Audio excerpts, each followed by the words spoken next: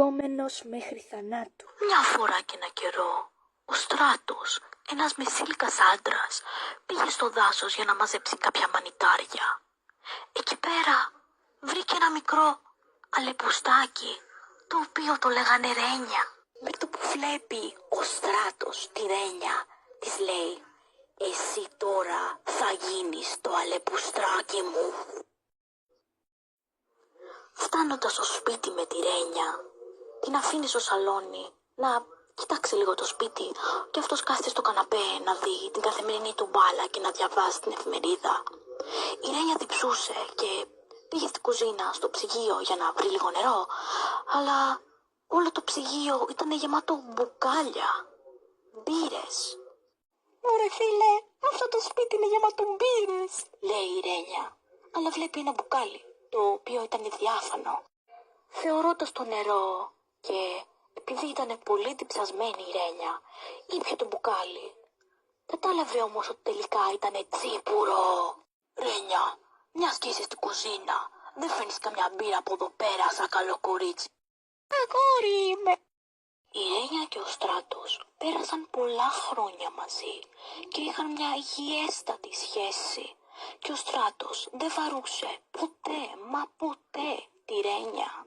Η Ρένια πηγαίνει στο δωμάτιό της, το οποίο είναι γεμάτο catgirl και anime girl posters, και ανοίγει τον υπολογιστή και μπαίνει στο Discord για να μιλήσει με την αγάπη της ζωής της, τον Λευτέρη. Του στέλνει μήνυμα λέγοντάς του «Λευτέρη αγάπη μου, μου λείπεις». Εκείνη όμως την ώρα που του έστειλε το μήνυμα, ο Λευτεράκης δούλευε στο warehouse με το Βαγγέλη. Βαγγέλης του λέει «Πάρε αυτά τα κουτιά». Και ο Λευτεράκης απαντάει «Περίμενε, μου στέλνει μήνυμα η αγάπη της ζωής μου». Ο Βαγγέλης ξαφνιασμένος τον ρωτάει «Μα έχεις και εσύ Discord Kitten?» Βέβαια, έχω κι εγώ ένα Discord Kitten». Και ο Βαγγέλης απαντάει «Τότε πρέπει να κάνουμε ένα double date. Έχω και εγώ τον Φωτάκι». Αυτό το βράδυ βγαίνει ο Λευτεράκης με το αγόρι του, ή θα έλεγε κάποιος το κορίτσι του, τη Ρένια, και βγαίνει και ο Βαγγέλης με το Φωτάκι. Εκεί που κάθονται όλοι και διασκεδάζουν, έρχεται ο Στράτος. Και ο Στράτος βλέπει το Λευτεράκι με τη Ρένια και νευριάζει. Ο Στράτος νευριάζει τόσο άσχημα που βγάζει τη ζώνη του και την πετάει πάνω στο κεφάλι του Λευτέρη. Ο Λευτέρης πέφτει κάτω. Η Ρένια λέει «Λευτέρη, είσαι καλά?» Ο Βαγγελάκης με τον Φωτάκι τρομάζουνε και λένε «Οπόπορες, πάμε εμείς στο άλλο, στο δικό μας το κλαμπ και να φύγουμε από αυτούς εδώ πέρα. Πάμε να αφήσουμε αυτούς». Ο Λευτεράκης εντωμεταξύ κάτω στο πάτωμα είναι κατάχαμα και έχουμε την Ρένια η οποία κλαίει γιατί φοβάται, γιατί λέει «Τι έχει πάθει ο Λευτεράκης?» Και ο Στράτος νευριασμένος λέει «Έλα εδώ μωρή, έλα εδώ μωρή, πάμε στο σπίτι μας». Και πάει στο σπίτι με τη Ρένια, ενώ την σέρνει με το ζόρι.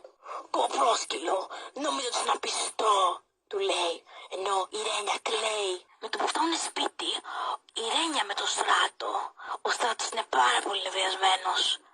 Πάει κάτω, δένει τη Ρένια σε ένα στήλο στο υπόγειο, ενώ ανεβαίνει αυτός πάνω για να πάει να την μπάλα, γιατί εντάξει έχει Ολυμπιακό με ΑΕΚ, το χάνει αυτό. Και τέλος πάντων ο Στράτος βλέπει τη τηλεόραση του εκεί πέρα την μπάλα, αλλά ακούει κάτι κραυγές. Είναι η Ρένια και κλαίει και νευριάζει και πάει κάτω, της ρίχνει δυο μπουκιτίδια για να ησυχάσει και της λέει «Μωρή κολόσκυλο, αν δεν ηρεμήσεις θα βγάλω το μαστίγιο». Λέει η Ρένια όχι, σε παρακαλώ, δεν θέλω».